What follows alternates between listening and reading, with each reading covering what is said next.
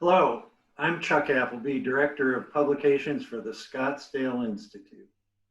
Welcome to Take 5, our video interview series.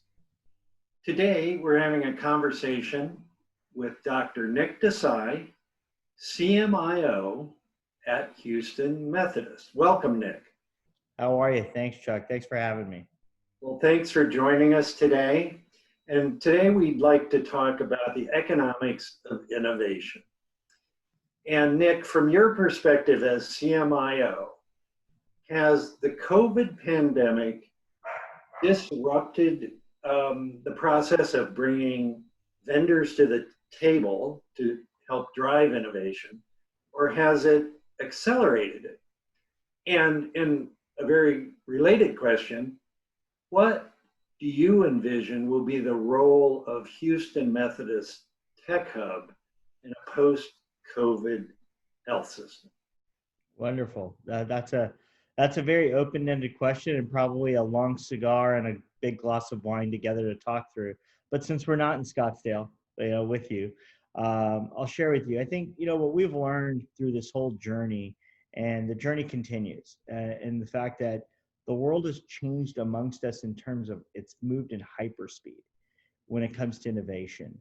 In a post-COVID world or a pre-COVID world, we all invested time and energy spent on what did innovation and technology mean for us.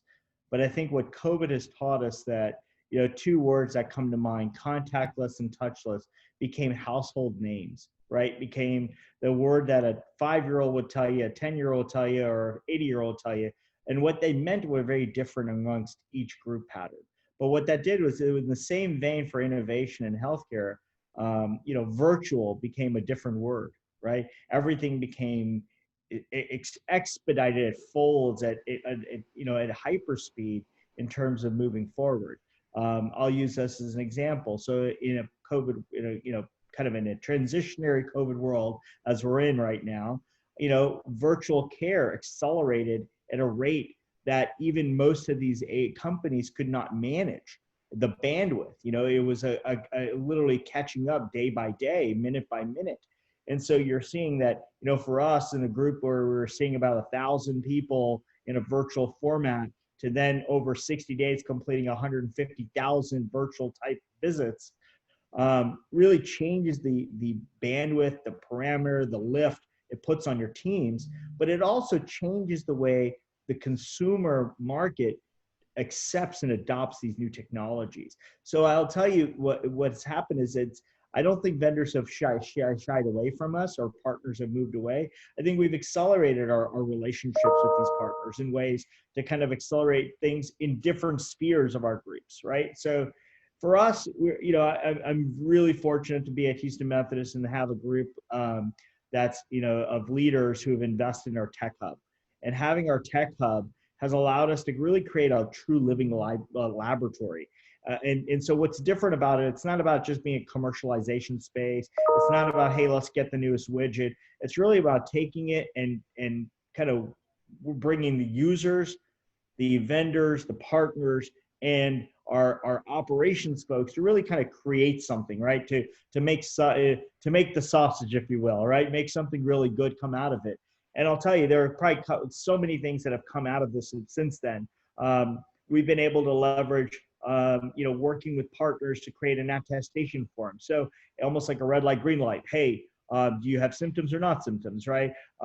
Patient engagement or empowerment tablets in the room. So yeah, we talked about having connections with our patients, but what COVID did was accelerate that partnership. So having an iPad in the room, right, with having a partnership with Apple to deliver that solution in a room setting, where now I can provide you not just information that's unidirectional, but bidirectional. So now we've accelerated the concepts of like, what does an engagement tablet have to have?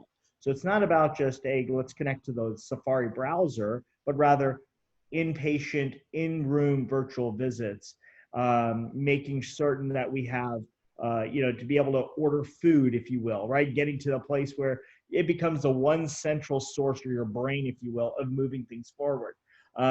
Again, as I say the words contactless and touchless will become almost synonymous. And it'll probably get, it's very deliberate that I say that, because the next thing is bringing Amazon or Alexa in the room, having the Alexa partner to help you initiate a surgical case, doing a checklist, or ordering food, or turning on music, if you will, right? Or ordering your meds on your departure home. I mean, those are the things where we're investing, and I think our tech hub will help do. One beautiful example, which I know is going to be on an upcoming plug for SI talk from us, is really around our engagement with well health, and really kind of creating texting relationships with our partners and our patients, right? So patients don't just consume information by email or by an app, if you will. They like it to be delivered in the way they see it fit. And so for us to be able to be nimble and kind of experiment and learning whether to text it, email it, send it by a phone call, and or by a different source of messaging, really changes the way we connect with people. That being said, and then the last one is ambient listening.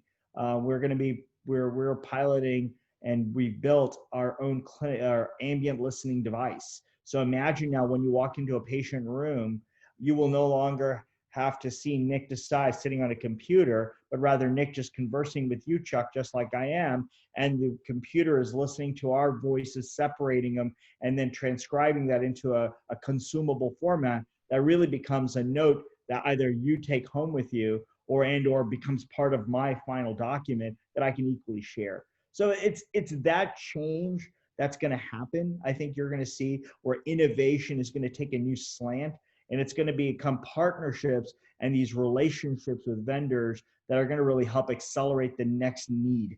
And the need is now, right? So we are really pushing the envelope across the board. And I'd say so many of our Scottsdale partners are doing similar things.